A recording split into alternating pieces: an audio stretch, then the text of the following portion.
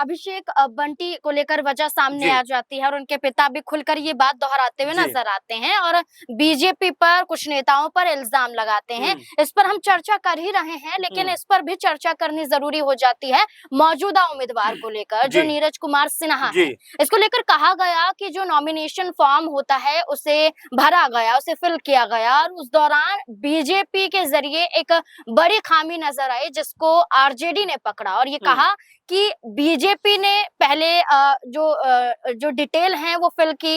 इसमें पहले वो ये लिखते हैं कि जो नीरज कुमार सिन्हा है, उनका जो जन्म हुआ है वो 3 जुलाई 1994 में हुआ है। और फिर वो उस फॉर्म में ये भी लिखते हैं जानकारी के तहत कि जो नीरज कुमार सिन्हा हैं वो 2006 में भारतीय जनता पार्टी के साथ जुड़ गए। तो उनका कहना है कि अगर 2006 में वो बीजेपी के साथ जुड़े हैं तो क्या 12 साल की उम्र में ही उन्होंने बीजेपी ज्वाइन कर ली थी, और हुँ, ये हो कैसे सकता है। हुँ, सिर्फ इतना ही नहीं बल्कि हुँ, इसको करेक्ट भी किया गया, वहां हुँ, 2006 में जो बीजेपी में शामिल हुए इस लाइन को हटा दिया जाता है और ये हुँ, कहा जाता है कि ये कोई बड़ी वजह नहीं है, हुँ, ये सिर्फ लिख लिया गया और ऐसे हटा दिया गया, हुँ, बीजेपी नेताओं के जरिए कहा गया। हुँ। लेकिन क्या ये एक बड़ी वजह बन सकती है कि जी। वो नॉमिनेशन करने जाएं, हुँ। फॉर्म देने जाएं और वहीं उनका नाम रद्द हो जाए? क्या लगता है? देखिए, बिल्कुल ज़ाहिर बात है कि जब आप गलत हुँ, इन्फॉर्मेशन भरेंगे, हुँ, सही तरीके से हुँ, फ़ॉर्म को नहीं भरेंगे, तो हमने कई दफ़ा देखा है जब चुनाव पत्र या नामांकन पत्र जो होता है वो रद्द होता हुआ दिखाई हुँ, पड़ा है। तो क्या